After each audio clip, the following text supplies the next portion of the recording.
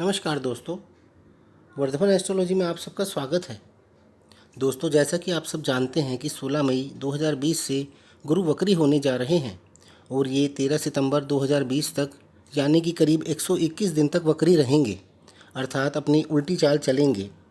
और 121 दिन बाद 13 सितंबर 2020 को गुरु अपनी सीधी चाल चलने लगेंगे, यानी कि मार्गी हो जाएंगे। दोस्तों, अभी गुरु अपनी नीच राशि मकर में गोचर कर रहे हैं, जहाँ पर मकर राशि के स्वामी शनि पहले से ही वहाँ पर मौजूद हैं और जिस कारण से गुरु का नीच भंग भी हो रहा है। दोस्तों, गुरु 16 मई से 16 सितंबर तक अपनी वक्री अवस्था में रहेंगे, जिसमें 30 जून तक वो मकर राशि में ही रहेंगे, जहाँ पर वो अपनी नीच अवस्था में होंगे। और 30 जून के बाद गुरु अपनी नीच अवस्था से बाहर आ जाएंगे, किंतु वक्री अवस्था में बने रहेंगे। दोस्तों, यहाँ पर एक ख़ास बात यह है कि जब कोई ग्रह नीच का होता है और वक्री हो जाता है तो उसका नीचत्व भंग हो जाता है। इसी प्रकार यदि कोई ग्रह उच्च का होता है और वक्री हो जाता है तो उसका उच्चत्व भी भंग हो जाता है और वो सामान्य फल देने लगता है। बृहस्पति देवताओं के गुरु हैं और ये सबसे ज़्यादा शुभ ग्रह भी माने जाते हैं। हमारे जीवन के सभी शुभ कार्य हम गुरु से ही देखते हैं। सबसे पहले गुरु की प्लेसमेंट ही देखी जाती है कि जातक की कुंडली में गुरु कौन कौन से भाव में गोचर कर रहे हैं और जिस भाव में वो गोचर कर रहे हैं वो भाव शुभ है या अशुभ है। शादी विवाह का मुहूर्त निकलवाने में भी सबसे पहले हम गुरु की प्लेसमेंट ही देखते हैं। जिन लोगों की कुंडली में गुरु शुभ स्थिति में होते हैं या जिन पर गुरु की कृपा होती है, उनकी कुंडली में कई दोषों का प्रभाव तो अपने आप ही ख़त्म हो जाता है, चाहे वो पर्सनल लाइफ का हो या प्रोफेशनल लाइफ का हो। अभी गुरु की जो स्थिति चल रही है उसमें बहुत ही अजीब से परिणाम देखने को मिल रहे हैं, क्योंकि गुरु शनि के साथ युति में चल रहे हैं। इसलिए शनि पापी ग्रह हैं और शुभ, और गुरु जो है वो शुभ ग्रह हैं।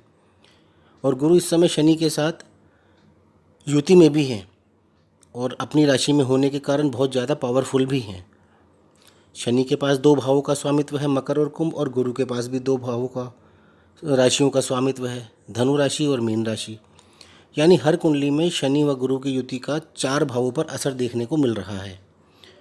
और 23 सितंबर 2020 तक तो राहु भी अपनी उच्च राशि मिथुन में ही रहेंगे। ज्योतिष के अनुसार देश में इस समय चल रही महामारी का कारण भी राहु को ही माना जा रहा है और इस समय राहु अपनी उच्च अवस्था में भी हैं। ऐसा माना जा रहा है कि जब तक राहु का गोचर मिथुन राशि से वृष राशि में नहीं हो जाता तब तक यह बीमारी पूरी तरह से ख़त्म नहीं होगी। यानी अभी हमें 23 सितंबर 2020 तक इंतज़ार करना पड़ सकता है। दोस्तों, बृहस्पति मेन जो है धन, ज्ञान व संतान के कारक माने जाते हैं। बृहस्पति को हम धर्मगुरु भी मानते हैं, इसीलिए बृहस्पति जो है वो राजा को भी सलाह दे सकते हैं।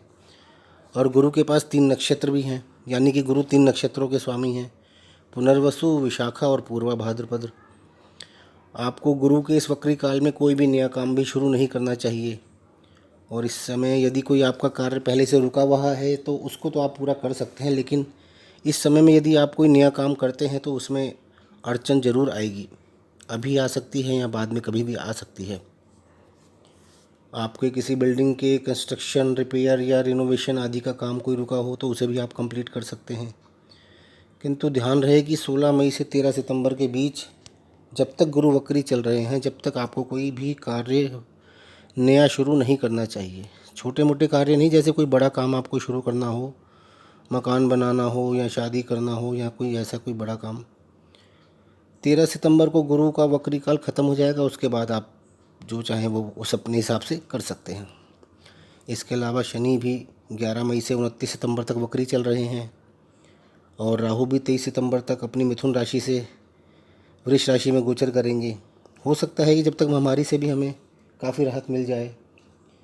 इसलिए आप गुरु की अपनी कुंडली के अनुसार ही जो भी स्थिति है उसको देखते हुए ही आगे कोई कार्य करें। अपनी कुंडली में आप अच्छी तरह से देख लें कि वो गुरु कौन से भाव में बैठे हैं और उसके क्या क्या मेन प्रभाव रह सकते हैं, उसकी डिग्री कितनी है, किन किन ग्रहों की उस पर दृष्टि पड़ रही है, शुभ ग्रहों की पड़ रही है या अशुभ ग्रहों की पड़ रही है, और आपको उस भाव से संबंधित क्या नुकसान और लाभ होने वाला है। और 30 जून को तो गुरु अपनी स्वयं की राशि धनु में चले ही जाएंगे और किसी भी ग्रह का अपनी राशि में जब जाते हैं तो उसका शुभ प्रभाव कई गुना बढ़ जाता है, क्योंकि कोई भी ग्रह अपनी राशि में अपनी मनमानी करने के लिए बिल्कुल फ्री होता है और अपनी राशि का भाव कोई भी ग्रह खराब नहीं करना चाहता, इसलिए वह वहाँ पर शुभ फल ही देता है। और मिथुन, कन्या धनु और मीन लगन वाले जातकों की कुंडली में तो 30 जून के बाद हंस योग भी बन जाएगा, जो कि बहुत ही ज़्यादा शुभ योग होता है। तो आइए देखते हैं कि बाकी लगनों के लिए इस पर क्या असर पड़ने वाला है। आज हम सिंह लगन की बात करते हैं। सिंह लगन वाले जातकों की कुंडली में गुरु का गोचर अभी छठे भाव में चल रहा है और गुरु यहाँ पर पंचम व अष्टम भाव के स्वामी हैं और अभी 30 जून तक छठे भाव में ही शनि के साथ मकर राशि में युति में रहेंगे। यहाँ पर गुरु पंचम भाव के स्वामी होकर छठे भाव में गोचर कर रहे हैं। आप गुरु के इस वक्री काल में शिक्षा व कंपटीशन के माध्यम से या किसी कलात्मक कार्य से आगे बढ़ सकते हैं। आपको इस समय में कोई पेट संबंधी समस्या भी हो सकती है, मोटापा आ सकता है, संतान से कुछ विवाद हो सकता है, आपके प्रेमी या प्रेमिका से भी आपका कोई विवाद हो सकता है। आप यदि शेयर्स का काम करते हैं तो इस समय आपको बहुत सावधान रहने की आवश्यकता है। गुरु इस कुंडली में अष्टम भाव के भी स्वामी हैं और छठे भाव में स्थित हैं, तो यहाँ पर सरल योग बन रहा है। ऐसा जातक लंबी बीमारी व शत्रुओं से घिरे रहने के बावजूद भी विपरीत परिस्थितियों पर विजय पाकर आगे बढ़ने की क्षमता रखता है, क्योंकि छठा भाव अष्टम से 11वां भाव होता है, यानी कि अष्टम भाव का लाभ भाव होता है। 30 जून को गुरु अपनी राशि चेंज करके मकर राशि से धनु राशि में आ जाएंगे, यानी कि आपकी कुंडली को के पंचम भाव में गुरु का गोचर शुरू हो जाएगा, जिसे हम संतान का, एजुकेशन का व बुद्धि का भाव भी कहते हैं। यहाँ पर भी गुरु अभी भी 13 सितंबर तक वक्री अवस्था में ही रहेंगे। यहाँ पर गुरु पंचम भाव के स्वामी होकर पंचम भाव में ही रहेंगे। आप अपने वादे के इस समय में पक्के होंगे, आपका अपनी बुद्धि पर कंट्रोल होगा, अध्यात्म की भावना बहुत होगी, आपके विचार सात्विक होंगे और बुरे कार्यों से तो आप अपने आप को दूर ही रखेंगे। गुरु आपकी कुंडली में अष्टम भाव के भी स्वामी हैं और पंचम भाव में स्थित हैं, जिससे यह पता चलता है कि आप कोई मंत्र सिद्धि जैसा अनुष्ठान या किसी कार्य की रिसर्च जैसा कोई कार्य भी कर सकते हैं, जिसमें नई तरह की खोज की जाती है। आपकी शिक्षा में बदलाव होना भी संभव है। आप अपनी कोई नई शिक्षा भी आरंभ कर सकते हैं। आप इस समय यदि संतान के लिए प्रयास कर रहे हैं तो उसमें थोड़ी देरी हो सकती है। यहाँ पर स्थित गुरु की दृष्टि आपके भाग्य भाव पर होगी, जहाँ पर आपको आपके भाग्य का और आपके पिता का पूरा सहयोग प्राप्त होगा। अगर आपकी शिक्षा बीच में रुक गई थी तो उसे भी आप जारी रख पाएंगे। 7वीं दृष्टि आपके लाभ भाव पर होगी, जिससे लाभ मिलने की आपको पूरी संभावनाएं बनी रहेंगी। आपको आपके भाई बहनों, चाचा, ताऊ व ससुर का सहयोग प्राप्त होता रहेगा। गुरु की 9वीं दृष्टि आपके लगन पर होगी, जिससे स्वास्थ्य का भी आपका स्वास्थ्य भी अच्छा रहेगा, मन प्रसन्न रहेगा। कोई भी डिसीजन आप आसानी से ले पाने की स्थिति में होंगे।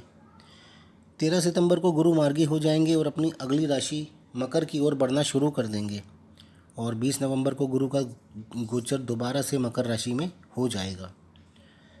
तो दोस्तों, ये था सिंह लगन वाले जातकों के लिए गुरु के वक्री होने के प्रभाव। आपको मेरा वीडियो कैसा लगा मुझे ज़रूर बताएं और अगर मेरा वीडियो पसंद आया हो तो उसे लाइक अवश्य करें। साथ ही हमारे चैनल वर्धमान एस्ट्रोलॉजी को सब्सक्राइब भी करें। धन्यवाद।